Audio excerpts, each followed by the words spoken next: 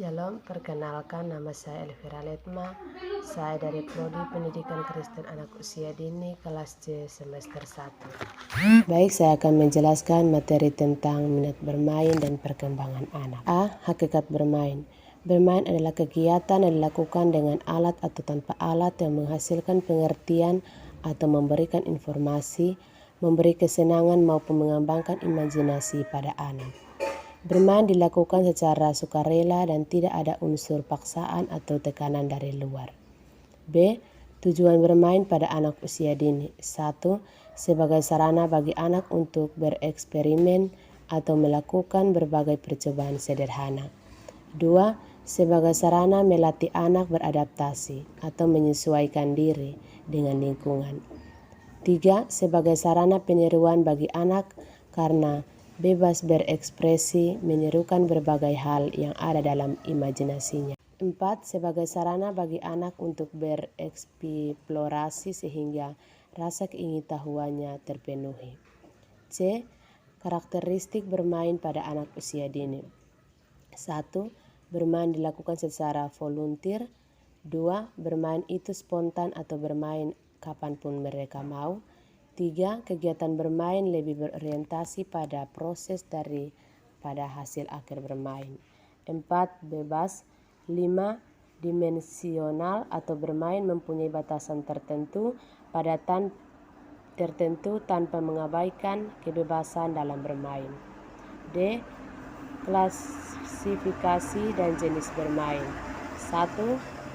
Permainan bebas. Anak hanya melihat segala sesuatu yang menarik perhatiannya dalam melakukan gerakan-gerakan bebas. Pada jenis ini, anak mulai usia 0,1 sampai 5 tahun.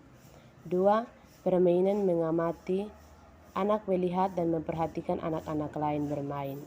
3. Bermain sendiri atau solitaire play.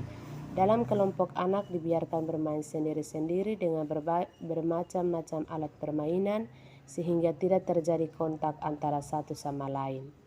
4. Permainan paralel. Anak bermain dengan permainan yang sama tetapi tidak terjadi kontak antara satu dan yang lain.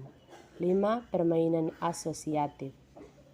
Anak bermain bersama-sama dan saling meminjam alat permainan. 6. Permainan berkelompok. Anak bermain dalam kelompok yang terorganisir dan memiliki aturan. E. Tahapan dan perkembangan bermain. 1. Bermain. Pada tahap ini anak belum terlibat langsung dalam kegiatan bermain, tapi lebih banyak mengamati segala sesuatu yang menarik perhatian, baik berupa kegiatan anak lain maupun kejadian-kejadian di sekitar. 2. Bermain soliter. Anak mulai bisa bermain secara aktif, namun hanya asik sendiri. Anak cenderung tidak memperhatikan kehadiran anak-anak lain di sekitarnya. 3. Bermain. Anak mulai menyadari bahwa ia adalah bagian dari lingkungannya. Walaupun anak sudah tertarik, namun ia belum bergabung ke dalam kegiatan tersebut. 4. Bermain paralel. Pada tahap ini anak melihat anak masih tidak mempedulikan sesuatu dengan yang lain.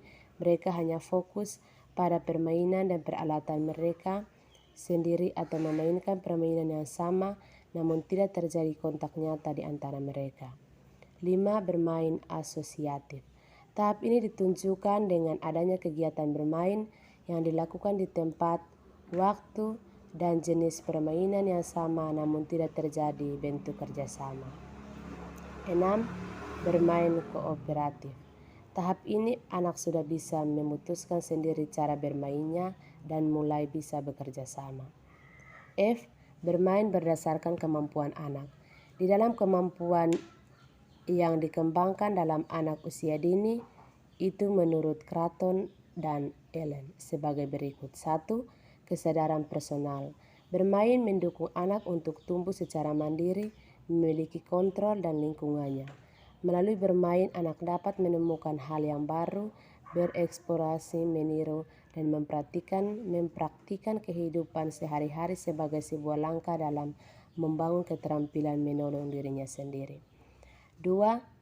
Kesehatan emosional. Emosi yang terpotret dalam kehidupan anak biasanya diekspresikan anak dalam kegiatan bermain berupa bentuk dominasi dengan konsekuensi pada saat mendapatkan kekalahan anak menjadikan kesan atau menangis. 3. Sosialisasi. Bermain adalah sarana yang paling utama bagi pengembangan kemampuan bersosialisasi dan memperluas empati terhadap orang lain serta mengurangi sikap egosentrisme. 4. Komunikasi.